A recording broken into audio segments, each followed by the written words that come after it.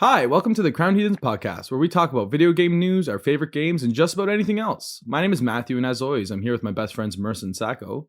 Marissa, what are we going to talk about today? Well, I'm sitting here with a cup of coffee and the list of the 2020 Game Awards nominees. So I think we should talk about that. Yeah, that's actually really good because I have a lot of opinions about this. As always, they're all angry. Of course. But let's just jump right in. So just to clarify, we are using we're going to be talking about 2020 games, the games that released in 2020, and we're going to be using the Game Awards specific Game of the Year nominations just to start us off. Sacco, Yep. Why don't you tell us your favorite game that came out in 2020? That's an excellent question. I don't feel like I played a lot of games that actually came out in 2020. I played a decent amount of games in 2020. Yeah, I'm looking at this list and it's like I've played one of these games. Like I've heard of all of them. It's just I just haven't played any games that released in 2020. Yeah, like COD might be the only one. No, Last of Us Part 2. Last of Us Part 2 is definitely my main one. Marissa, I know you played The Last of Us Part 2. Yeah. So spoiler alert for people that care about the 2020 Game of the Year nomination. It won. So Last of Us 2 I think won. if you care, you already know that though. So you we're all probably good would there. know that. Yeah. Little bit of a controversial game, I think. Some people didn't like it. I know you specifically liked it.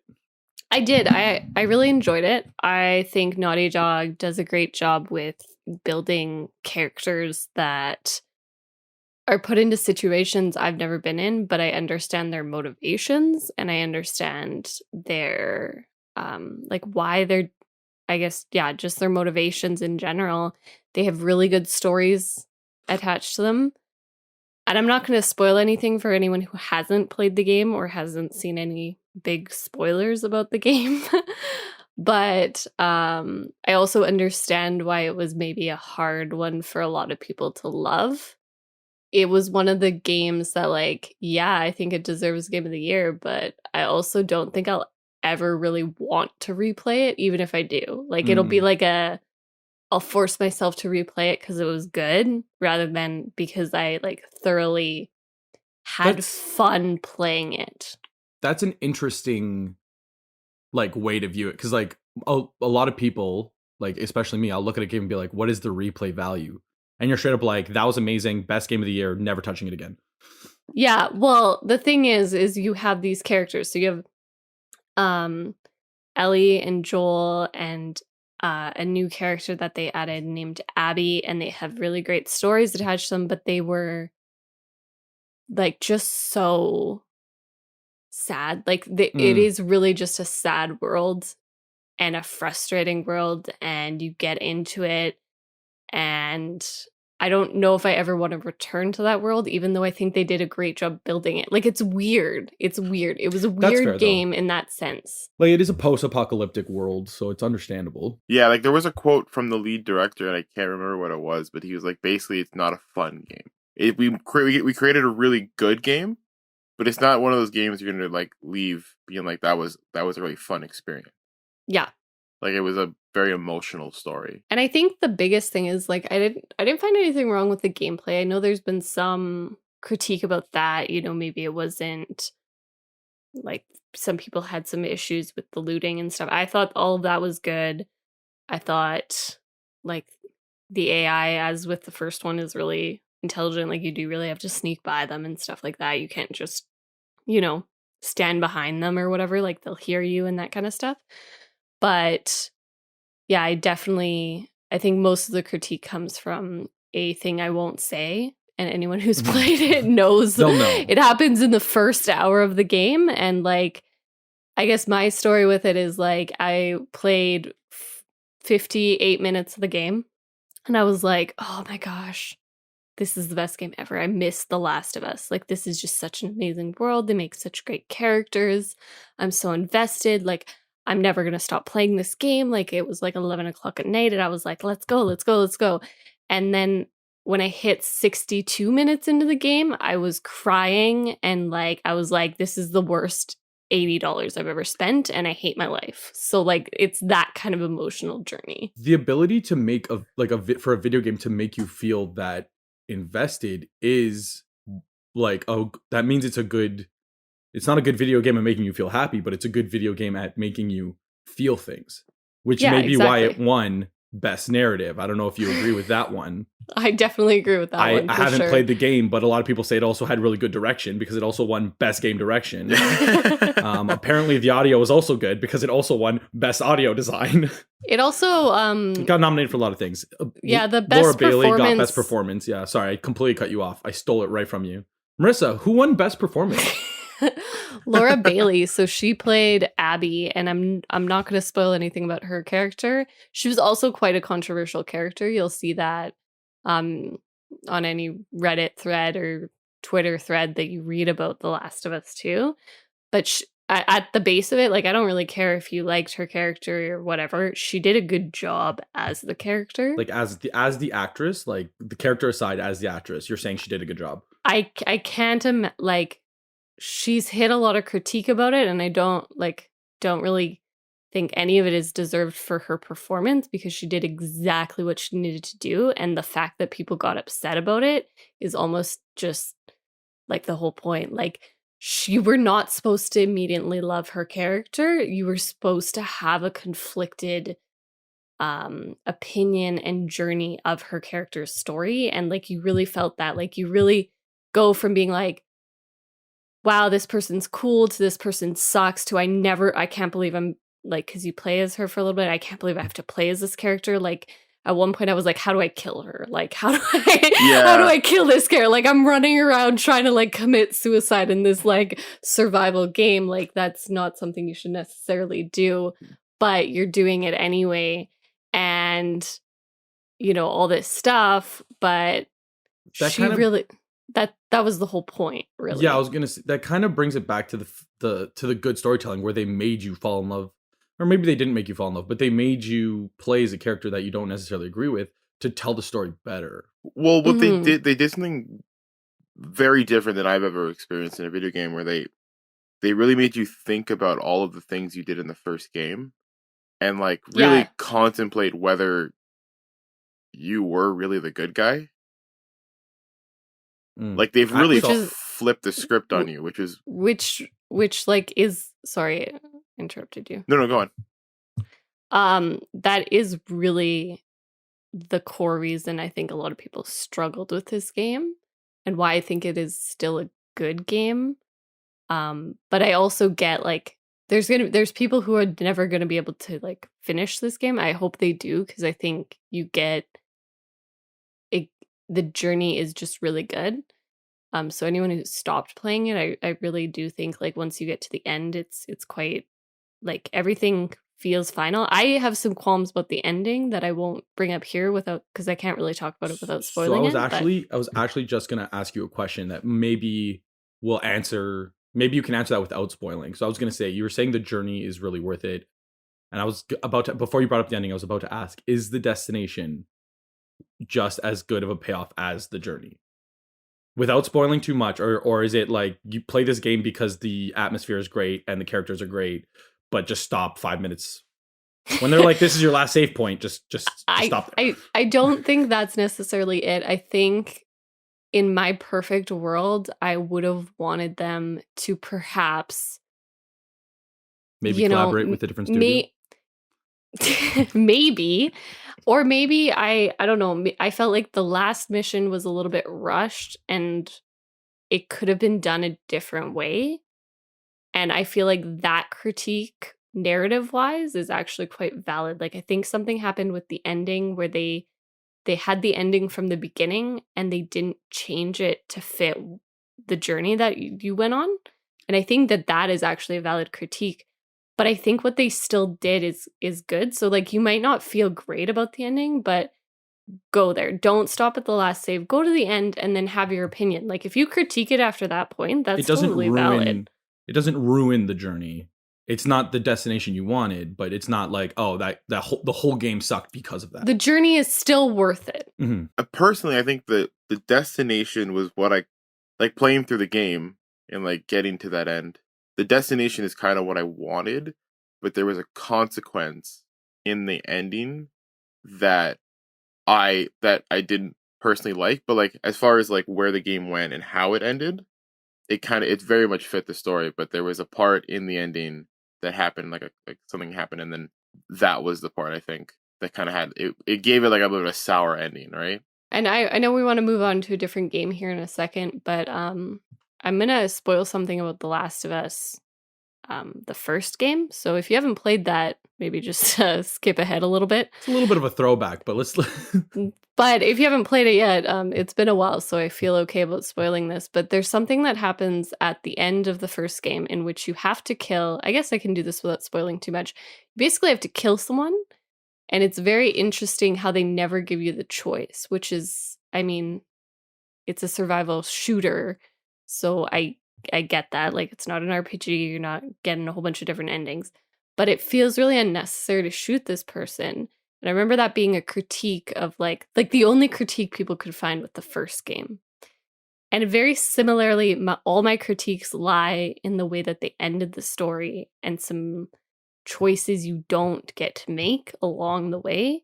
Even though I understand that's not the point of their game, it just felt a little bit like they'd made these characters and then there was no way to, like, it wasn't necessarily what I thought Ellie and Abby and Dina perhaps would do in those situations, even though it technically made sense. It was just like a little bit off, you know? For sure. I've never played either. So I'm going, but what you're saying sounds perfectly understandable. Now, I want to ask you a question, Matt. I have answers, probably, hopefully. So, and I can't find the category at one here. I think it was best simulation? No. Oh, we're going for the deep cut. All right, well, it won best family, for sure. I'm seeing that right now. Okay, all right. So I already know it's a Nintendo game. All they right, make great family games.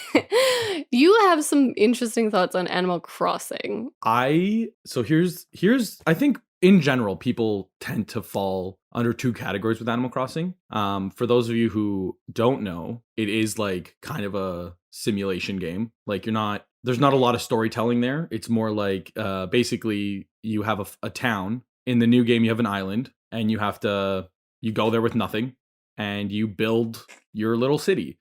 And you build your island up, and the longer you play, the more interesting it gets. You start off with a tent, you end up with a museum and like housing and roads, and it's a very good time consumer. You can go fishing, you can catch bugs, and depending on what time of year you're playing, it's constantly changing. So you can only catch certain bugs in the wintertime, you can only catch certain fish in the summertime, but nothing ever happens. Like, it's like, I caught a fish, woohoo, and that's it.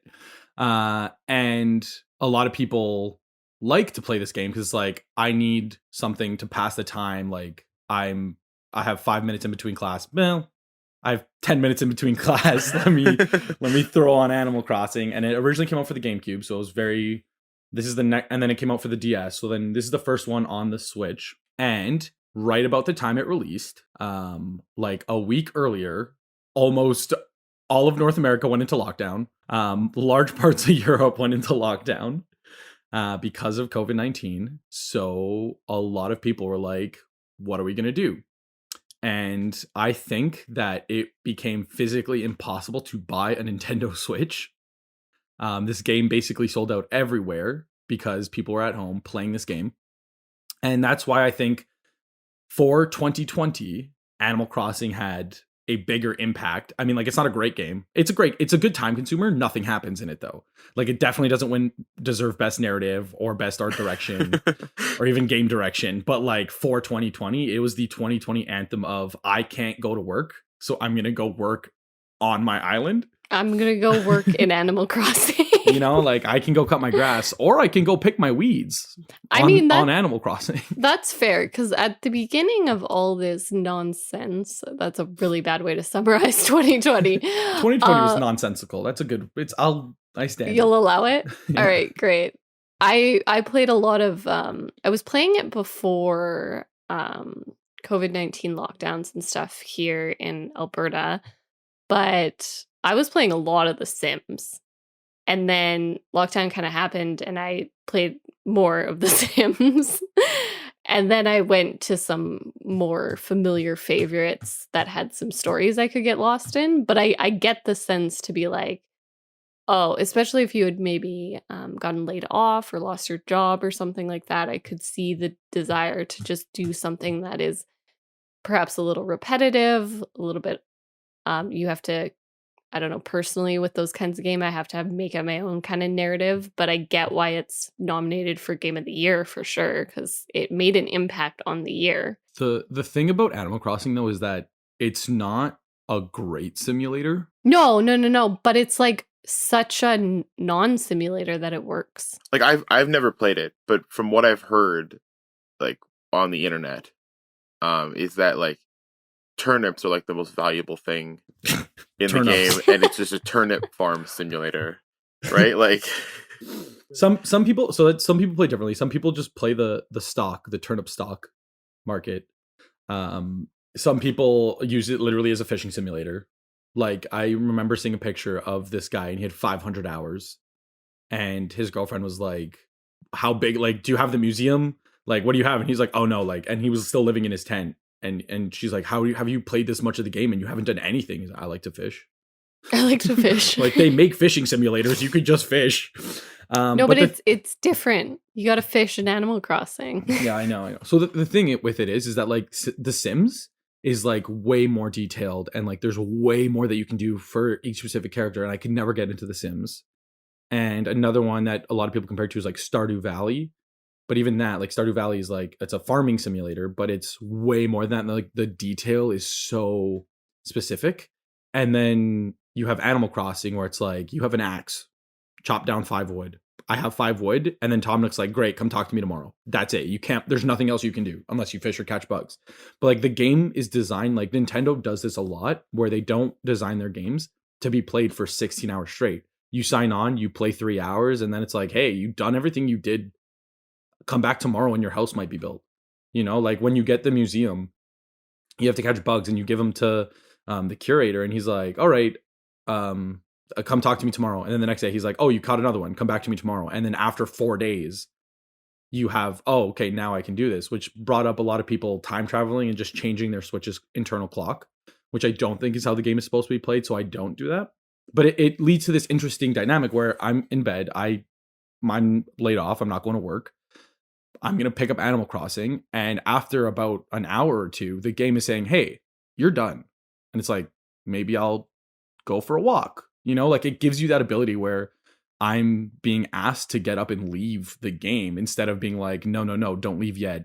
Keep playing. And now it's hour 17 and I haven't eaten anything all day and my eyes are burning.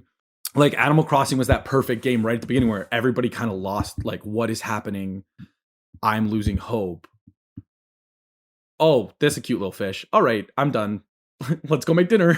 Like, you know what I mean? Like it gave you that nice, like it was a nice touch. I don't think it really deserves Game of the Year because it is a children's game. It doesn't have a lot of direction. Like it doesn't really fit any other category. And I'm looking at the list and every other game got nominated for multiple things. And I think the only other game that Animal Crossing got nominated for was Best Family Game. Well, it got nominated for straight up Game of the Year. That's what I mean. It was straight up Game of the Year and then like Best Family Game. Yeah, I'm not seeing it anywhere else here. Which is understandable. Like I don't think it didn't even make it Best Sim or Strategy because like it really isn't that. There's just no other way to describe it. Yeah. Right, yeah. But I definitely think like the impact it had on society. Also, if you're listening to this really quickly, if you bought Animal Crossing in March and haven't plugged your Nintendo Switch in since, Nintendo did release a statement saying that it is designed to be charged at least once every 6 months. So if you have not touched your Switch, please plug it in or else the battery's gonna you're gonna mess up the battery permanently. Oh my gosh, Matt, really? that's such a nice little notice for everyone. Yeah, no, like Nintendo literally had to release a statement saying, hi, like everybody was talking about this game in March and now that some places in the world are starting to go back to normal, and you're probably not going to play this game anymore. Like if you bought a Nintendo Switch just for this, just plug it in once every 6 months. But the fact that they had to release that statement just means how much of an impact it had, like not just Animal Crossing, but also like this pandemic had such an impact on the way people view entertainment. And I think the timing of it was like, I don't know about you guys, but I feel like in Toronto, where I'm from, it was literally like, hey, I think we're gonna go into lockdown, and then it was like Monday, and then Thursday, Animal Crossing came out. So like for those 3 days, everybody was just like, I gotta find a Switch, I gotta find a Switch, I gotta find a Switch.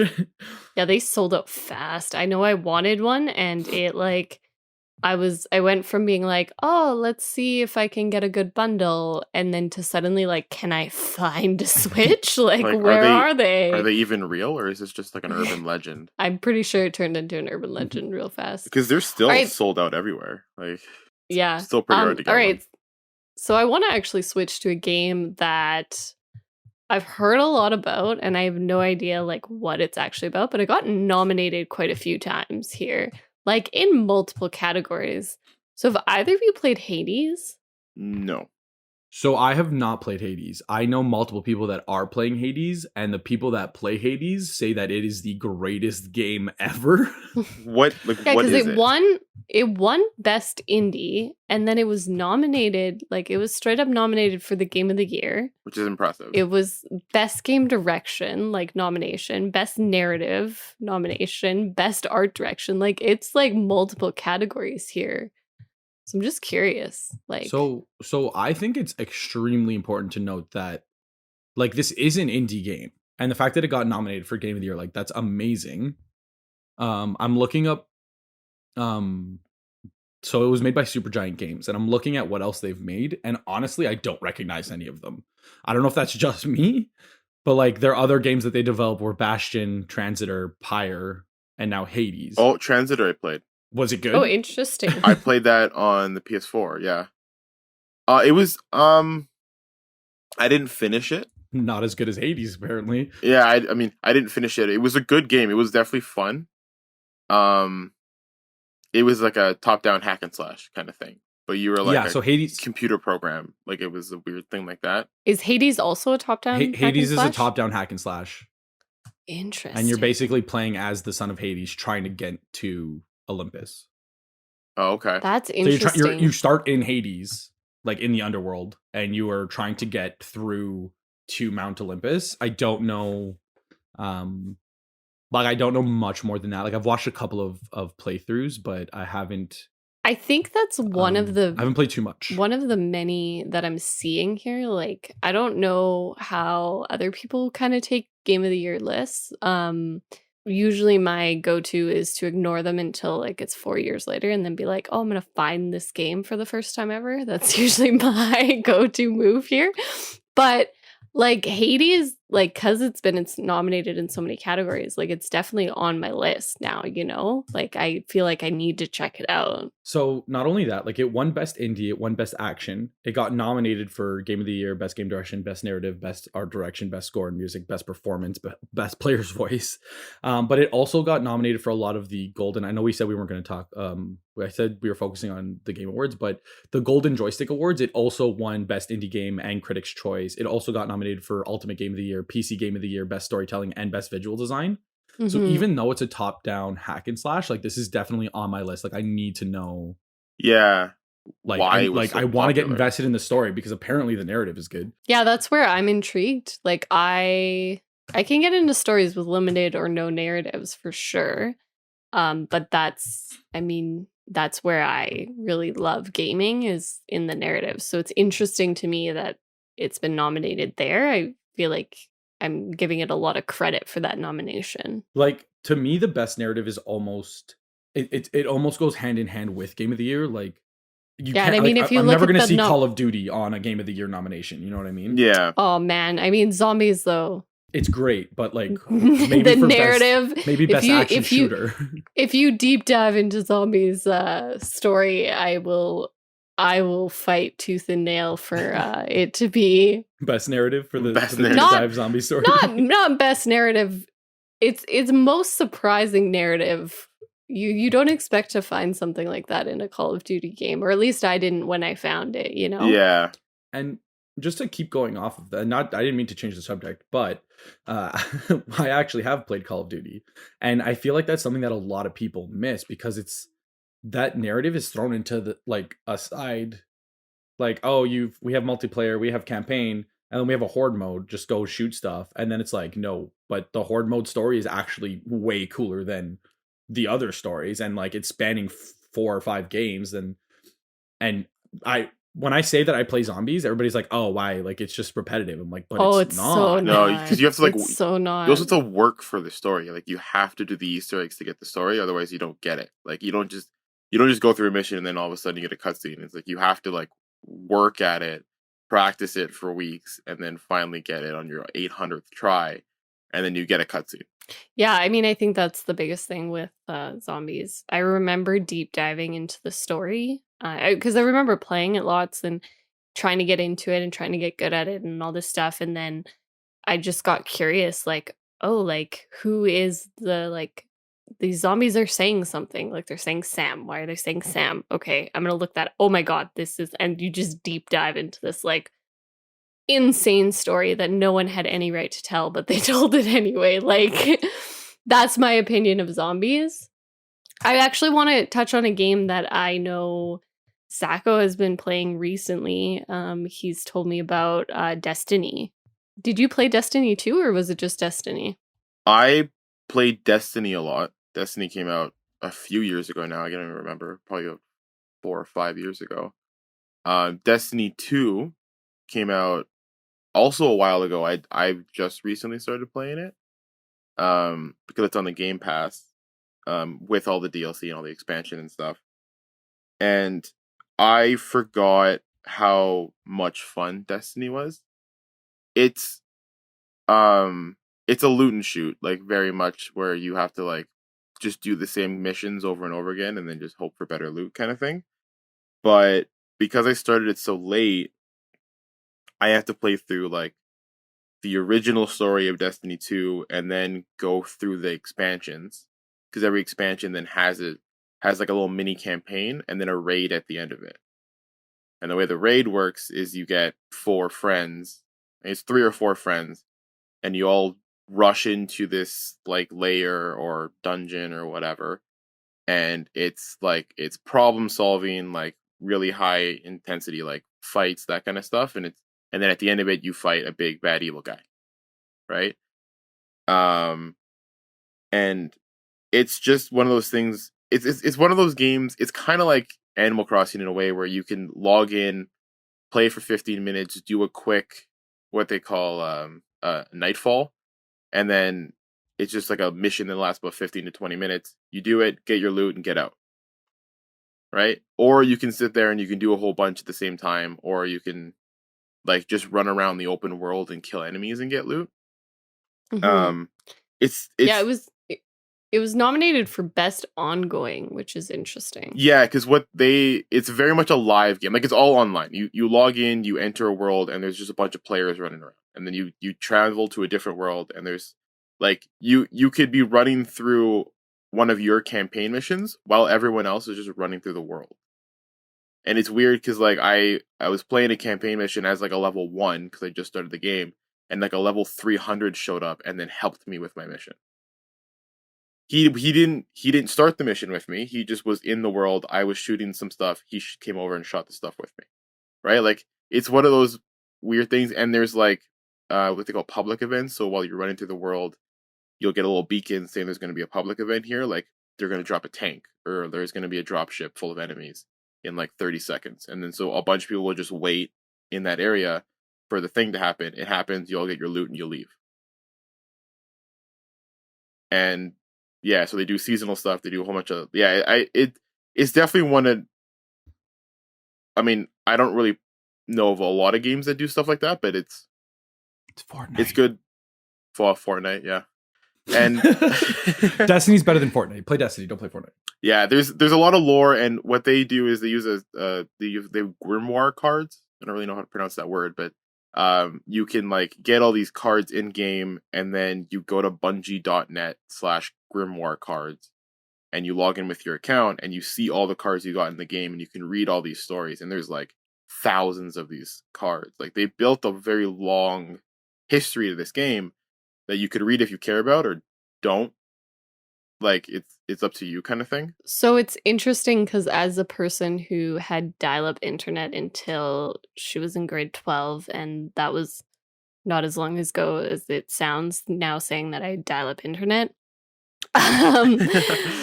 I cannot stand games that are online. Like, if you tell me that it's going to be an online game and I have to be online, I don't care if I now have the internet to support it. It's not going to be my go-to. Yeah, it's definitely, it's an online only game. Like if you get kicked off the server, But maybe I was back. introduced to them too late, you know? Yeah. Anyway, I want to ask a question before we move on to what we're playing right now. I actually have 2 questions, so hopefully we can get through both. I want to bring one up really quickly too after your questions, okay? But go ahead. I'll go one and then you can go another. Okay. So my first question is, what is the number one game that you're now seeing on these lists? And it can be a nomination or a winner of any category, but you're now like adding to your to be played pile.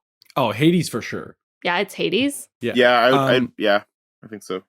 I have another answer. If you're including the most anticipated game, which would be the Breath of the Wild sequel, it was anticipated before they told me to anticipate it. But I definitely am looking forward to the Breath of the Wild sequel. Hades Amazing. For sure has like knocked off so many boxes as an indie game. I'm like, I gotta check this out. Yeah, I think Hades is up there. But I think, and maybe it's because I was looking at it before this, but Valhalla is catching my eye too. Yeah, I feel like I need to play that. There are a few games on this list that I already wanted to play. Like I heard really good things about Ori and the Will of Wisps. And Crash Bandicoot 4 was the game that I just Crash Bandicoot. Crash Bandicoot 4 is like, yeah, it's to buying, but it like I've played. I think that's a game that you would have bought anyways, though, right? Yeah, 100%. It's already gonna buy. Yeah, and then like as far as like most anticipated games and stuff, like the God of War sequel was up there on that list. Yeah, I guess for games that I wouldn't have bought, it's still Hades because like I feel like I feel like Valhalla was gonna make it on my list. Like it was already eventually on my list. It was one of those like 3 years from now I'll probably. It might have got bumped up in the queue. Thank you. But yeah, for sure, I think it's Hades. Before we step too far away from the game awards, I just wanted to mention I wanted to give Among Us an honorable mention. I know it won best multiplayer and it got like best mobile game, but the PC version of that game came out in 2018. And nobody was talking about it until there was a global pandemic and nobody had anywhere to go. And it just kind of brings it back to that. A bunch of streamers were like, well, we need a game to play. This could work. And then streamers played it. And then immediately everybody was like, all right, we need this now. And then the studio was like, oh, we were going to make a second one, but we can just make a mobile game instead. And they literally, like, I'm assuming at this point, everybody's heard of Among Us. Even if you don't know what it is, you've heard somebody say Among Us. Yeah, I think so.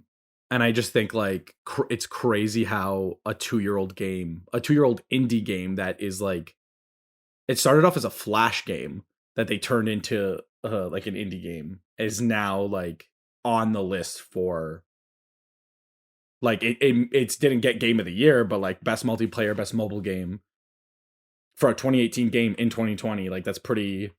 I think that it deserves mentioning. Yeah. All right, and then my other question is going to be, is there any game that wasn't on this list that you're surprised about? Yeah, I'm really surprised that the Dance Dance Revolution version of Kingdom Hearts didn't make it on there. Yeah, of course you are. Just for clarification, Kingdom Hearts made a rhythm game, and it is important to the story. Apparently, like you need to tap on the dots to Yeah, they make every single side game important to the story. They throw such one a Kingdom thing in, Hearts thing to do, and they're like, "Well, I guess I'm buying 17 platforms." I love the game. I'm very sassy because I love it. I don't know when it came out, but Tetris Connected. Let me tell you about this game, because I was not ready for it. Recently got the Series X, and it was going through the Game Pass games, and Tetris was on there, and I was like, well, it's a small game, I'll download it, I'll try it out. And then I go to the journey mode, it's like, get ready for an emotional journey and all this stuff, and I was like, yeah, whatever, it's Tetris. Like, what are you gonna do to me? It's so much more than Tetris. Oh my god, is it so much more than Tetris? there's like, I don't know how to describe it, but there's music and there's feedback in the controller, and it's like it's too much sometimes. Like you gotta. So Sacco, I'm gonna blow your mind here. Tetris was originally released in 2018. 2018. Yeah. So Tetris Effect was released in 2018. The original Tetris was released in like the 80s. Well, Just yeah, wanna clarify that. yeah. Oh yeah, for sure. Yeah, for sure. Yeah, that's Tetris Effect was released in 2018, and it was kind of pushed for the PlayStation VR, but then it ended up on like and like the Oculus Rift. And I just want to say, like, if your mind blown is like if your mind is blown now, just like imagine playing that in VR. That would be insane. Although it looks like it just got pushed over to the Xbox this year. And it got originally released on the PlayStation 4. Yeah, and the reason I downloaded it is because it was Series X optimized, which there weren't a lot of games that were Series X optimized at the time, and I was like, well, I might as well see what the Series X can do, so I'll download Tetris, I guess, and I'm very glad I downloaded Tetris. So I haven't played Tetris Effect Connect, which is like I think it's a multiplayer, capable version.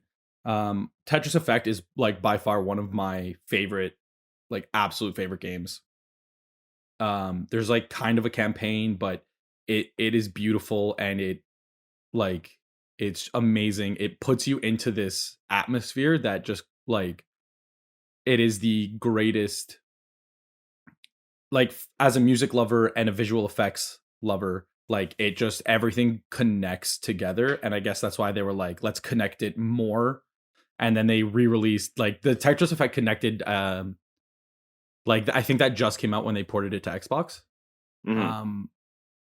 But definitely, if you're looking for a game, Tetris Effect is by far phenomenal.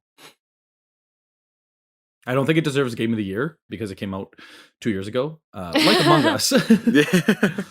It's another one of those games though, where it's like you can't really nominate it for a lot of these categories, so I don't expect to see it. However, if I could convince everybody to play it, like definitely play this game. Yeah, don't underrate it because it's Tetris. It's not just Tetris. All right, Matt, what are you playing right now? I have currently purchased Call of Duty Black Ops Cold War, and I can absolutely tell you that I am just like I am in high school. When I was in high school, it was like 5 a.m. I'm looking at the window like, shit, I gotta go to school in a couple hours. When I tell you that I hear birds chirping before, and I'm like, oh man, you're playing a game, you're like, I should go to bed, and then you hear the chirping of a bird. And you're like, oh, it's a bad sound. It's too late. It's like, oh, I fucked up. Oh, I've been there. But yeah, I've played a lot of Call of Duty. This one has brought me back to playing the way I used to play when I was in high school. I think the last time probably would have been like Black Ops 1 or Black Ops 2.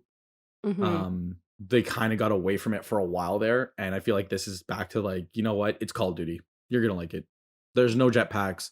There's no crazy stuff. You have a gun. Yeah. There's Nuketown. Go shoot some people. I really like what they did with the zombies mode. They brought back the original zombies map, but they completely changed it in a way that still it brings the nostalgia aspect. It's like, yes, I love this map, but it added more without becoming too extreme. So I'm definitely a fan of the map, of what they did. I'm excited to see what they're going to do next. I will be playing this game for the next 50 hours of video game time that I'm playing. I think I've always really liked when they do the throwback maps. And I know that people get frustrated because there's like a lot of throwback maps, but I've always thought it was super fun. So the difference with this throwback map, like, I don't know if you remember, so the map we're talking about is Nocturne Taunton. And yeah, of course. In Transit, I think it was Black Ops 2, they Transit, like, you can jump off the train and, like, run into the field, and then, like, oh, look, we're in the original map. Yeah. And you're just, like, kind of thrown into the side. And then in Black Ops I'm going to be honest, 3, I never did that because what were they called? Those zombies? They were the little demon boys, and it was horrible. Yeah. Horrible. Yeah, I didn't like them. Those were my least favorite part about Black Ops 2. But like, even like what I mean is like that tiny little, like, it was just like, oh, look what we did. And then in Black Ops 3, when they brought back all those maps, the last map pack that they released for Black Ops 3. Mm-hmm. Yeah, Revelations. Revelations. Like they were like, look, this room is from this map and this room is from this map, and like it was a good way to finish like that story arc, but there was just way too much going on. And I was like, finish. Quote unquote finish, yeah. And I was like, yeah, like this is a cool map, but like there's just so much going on. And then in this new map, like I don't know if you guys have played much of it, but it's like it takes place in I think 1984. So like 40 years after the first zombie map. And like you have the original map covered in graffiti, which is absolutely what would happen if this was a real place and it's been untouched for 40 years. Like, you know, it's getting covered in graffiti. And then there's like a secret underground base that explains where the zombies were coming from. So it's like, oh, okay. So I have the original map. It feels like the original map. It doesn't feel like it's just thrown to the side. Like you start directly outside the original map, and then it takes you to the story without getting too far away from it, without it being like, oh, like interdimensional. Well, okay, there is interdimensional portals, but the map itself, it's a good map. Play if you like zombies and you stop liking zombies for a little bit because it got way too much. Go back to the zombies. It plays a little different. The score points are different, and like the way you collect some ammo and your guns is different, but it plays like the original zombies, and I love it. All right, Sacco. I'm currently playing through Shadow of War. Oh, interesting. It's a game that I actually owned for a while on the PC and never got around to playing it. And it was on Game Pass, so I downloaded it on the Xbox. And I loved the first one, Shadow of Mordor. And so they just it's pretty much the same game, just with a few things added. Like you can capture fortresses and stuff, and it feels really Lord of the Rings, where it's like very like lots of people battling all at the same time, and you're running through like just to get to the captain or the overlord or whatever you want to kill. And So I Yep. also played this game, and Yep. I agree with you that it felt very Lord of the Rings. My issue with it is that they kind of push the online aspect a little. I don't know how far into the game you are, but you mentioned capturing fortresses, so I'm assuming you've gotten to the point where it's like, capture this online fortress. It's like, no, Yeah, stop, so I don't want to do this. I mean, I feel like they might have toned that back a little bit because it's on my map. There's online vendetta missions that I've done. There's online conquest missions, which is the one to take a fortress, and there's online pit fights where there's a new mechanic where you can like capture a captain, like an orc captain, and you can just send him to fight other captains or war chiefs or whatever. And if he wins, he levels up. If he dies, he dies. Right? Like, so I guess you can send your captain to go fight someone else's captain. I haven't done any of those missions yet, but I know when the game first came out, there was a lot of backlash. It was a lot worse. Yeah, there was a lot of backlash on it. It's still a lot. When I turned the game on for the first time on the Xbox, there was actually a pop-up saying that, hey, like we're sorry for all the stuff that we did on this game. There's going to be an update in May of 2018 that will take out all this stuff, take out all the microtransactions, all this stuff, and then it'll be back to like what you expected from like after playing the first game. And I was like, oh, that was kind of cool.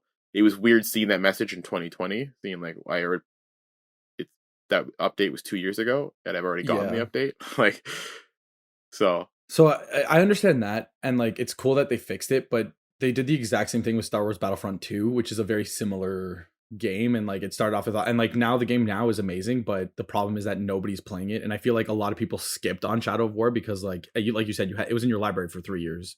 It was in my library for 3 years before I played it, and it's like they release a game, oh, microtransactions, this, that, and everybody's like, okay, this game sucks, I'm not playing it, and then, oh, sorry, we fixed the game, but nobody's playing it anymore, so the online servers don't work anyways. Mm-hmm. I feel like that's my issue with EA made both games. No, it was did Ubisoft. EA not make? No, Ubisoft? It was Warner Brother and Ubisoft. I take it back. Both companies suck. let's not end this on a bad note. It was definitely a very good Lord of the Rings game, but before I get too heated about the microtransactions, let's switch over to Marissa. What are you playing right now? All right, so I'm still playing The Witcher, which I've finished recently, but I'm playing through some of the DLC. But I don't want to talk about that one. I actually played a game recently. It came out a couple years ago as well. But very good play. I played Cuphead. Ooh. Oh. And frustrating. Very I played frustrating. it with my brother, actually. So he was Cuphead, I was Mugman. I've never so desperately wanted to wreck my 4K TV as I have playing Cuphead, but like in a totally worth it kind of way. Like we got to the end and I was... Did you get to the end? Yeah. I gotta play that game with you. Yeah, you do, because I definitely beat maybe spoilers, I don't know. I definitely beat the devil. Tomorrow's the game came out like 10 years ago, 5 years ago, 6 years 2 years ago. No. Oh, maybe they re-released 3 it for years the... ago. It was 2017, I think. Was it? Okay. That game is absolutely... I love the way it looks. The aesthetics. I was never able... amazing. Like, I got to the second part, I think. Oh, really? Yeah, Okay, I we did need not to get play it far. together, because I get very obsessive about video games. And I immediately got into this one. Like, it took me about 45 minutes of just playing around with the controls to like figure out what was going on and realize, like, okay, this is kind of the flow. You need to get into a flow. And then once I realized, okay, you need to get into a flow, you need to just like watch this, and that. And like the aesthetic was just drawing me in the entire time. And then I was obsessed. Like there was like, I needed to beat this game. We were up until nearly 2-3 in the morning every night, playing this game, beating all the levels. And then we were definitely like not, like we were not leaving it incomplete. Yeah. And so interesting thing is when you beat the game, it's like you get an achievement and you're like, it says, congratulations, you beat the game on normal. And I was like, what do you mean? Because No, like Marissa. you can't play it on a lower level because you don't collect the soul contracts, right? No, Marissa. And so no. Then you get back to the main screen and it's like you've unlocked the next difficulty. And I was No. like, no, I did not. So I might be playing through that in a bit, but I'm going to I definitely took a step away from it to play some other games, but it heavily enjoy. It is for anyone who doesn't know this game, it is a run and gun. It was released in 2017 by a studio. I think it's their only game. It was Studio MDHR. And it's very much in the style of like, if you think of what's the cartoon? Walt Disney's his like original Steamboat Willie? Steamboat Willie, thank you. Yeah, it's very Steamboat Willie aesthetic. Yeah, old it's school. very It like was on a VHS. I was looking into it. It was 1930s all like hand done. Yeah. They used watercolor for the background, and then they actually just took photos of the backgrounds and did some, I think they did a little bit of Photoshop and stuff, but you can actually tell when you're playing. It's a little bit fuzzy on the characters. Sometimes it doesn't quite line up in this like beautifully, authentically nostalgic way. Highly recommend if you haven't already played it. So I think the difference between me and you, Marissa, is that you play games on the hardest difficulty and I play them on story mode. So I love Cuphead. I played a lot of Cuphead. I will never finish Cuphead. I probably will never return to Cuphead. If you want to play, I will absolutely sit and watch you play because I love the way it looks. Yeah. But if you are not a person who likes hard games, maybe watch it. Yeah, that's Maybe actually look it up on good. YouTube. Yeah, that's actually a good asterisk on that game if you do not like the challenge or the frustration of a challenge in a video game. Like if you want to go fishing and Buy Animal Crossing. That's great. And you do that, I think that's totally awesome. If you want to wreck your 4K TV or whatever TV you have in your house or whatever monitor you have, buy Cuphead. All right. I think that's it for today. Thank you so much for listening. For more Crowned Heathens content, you can check out our YouTube account. It's just called Crowned Heathens. Currently, we're filming a series called WWMD, or What Would Matt Do? You can also check out our Instagram account, Twitter account, and Facebook account, and they are all named Crowned Heathens. Until next time.